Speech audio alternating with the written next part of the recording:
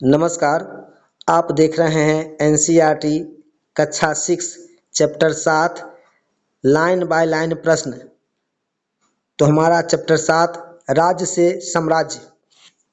पहला प्रश्न है, अशोक के स्तंभ और शेरों का इतिहास कहाँ से शुरू हुआ था? सारनाथ से। अशोक के शिलालेख किसके निर्देश पर बनाए गए थे? अशोक के निर्देश पर। मौर्य साम्राज्य की स्थापना किसने की थी? चंद्रगुप्त ने 2300 साल पहले की थी। चंद्रगुप्त की सहायता किसने की थी? कौटिल्य या चाणक्य या इसे विष्णुगुप्त भी कहते हैं। मौर्य साम्राज्य की राजधानी कौन सी थी? पाटलिपुत्र। मौर्य वंश के 3 प्रमुख राजा कौन थे? चंद्रगुप्त, बिंदुसार, अशोक। साम्राज्य और राज्य में मुख्य अंतर क्या था? साम्राज्य बड़े होते थे और अधिक संसाधनों की जरूरत होती थी। साम्राज्य में कर इकट्ठा करने के लिए किसकी आवश्यकता थी? अधिक अधिकारी की। मौर्य साम्राज्य का प्रशासन किस तरह किया जाता था? तो सभी क्षेत्रों पर सीधे सम्राट का नियंत्रण था। प्रादेशिक राजधानियों से शासन का तरीका क्या था? स्थानीय परंपरा और नियमों के अनुसार। प्रादेशिक केंद्रों के बीच साम्राज्य का नियंत्रण किस पर आधारित था? मार्गों और नदियों पर। नजराना क्या है? नजराना अनियमित रूप से वस्तुएं इकट्ठा करना होता था।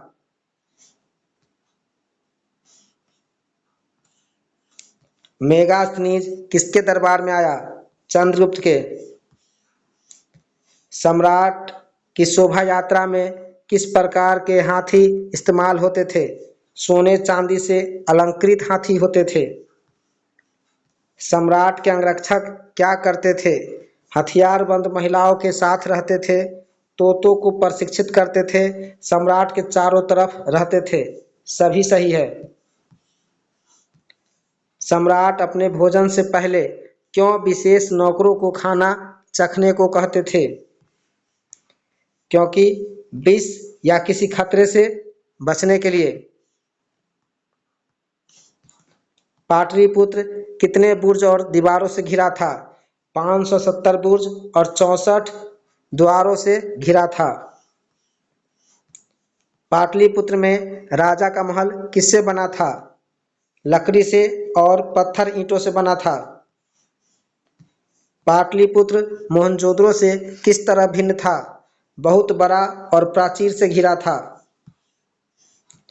मौर्य साम्राज्य में विभिन्न भाषाएं और पोशाक क्यों थी? विभिन्न क्षेत्रों के लोग भिन्न भिन्न थे इसलिए।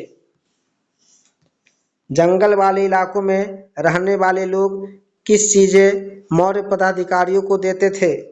हाथी, लकड़ी, मधु और मोम देते थे।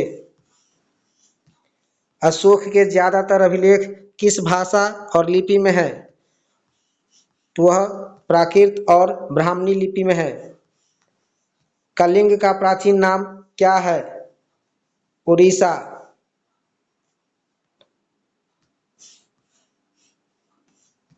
कलिंग युद्ध के बाद अशोक ने क्या निर्णय लिया?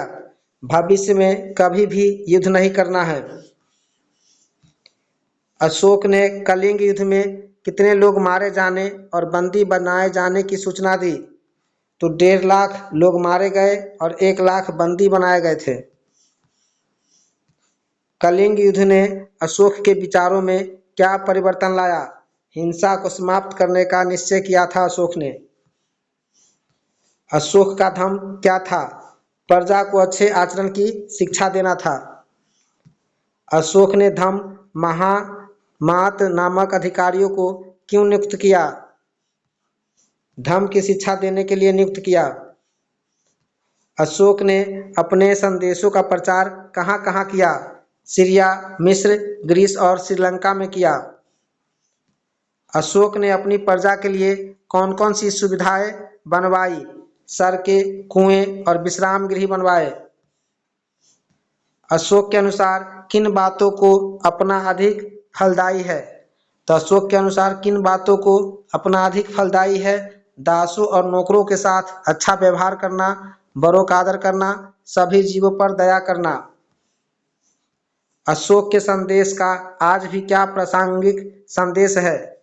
दूसरे के धर्म का आदर करना। ब्राह्मणी लिपि का आधुनिक भारत में क्या महत्व है? सभी भाषाएं इससे विकसित हुई। अशोक ने युद्ध से वितृष्णा क्यों अनुभव की? तो युद्ध में लोगों के मारे जाने और बंदी बनाए जाने से अशोक को दुख हुआ था। तो दोस्तों हमारा चैप्टर 7 समाप्त हो चुका है। मिलते हैं नेक्स्ट चैप्टर में। धन्यवाद।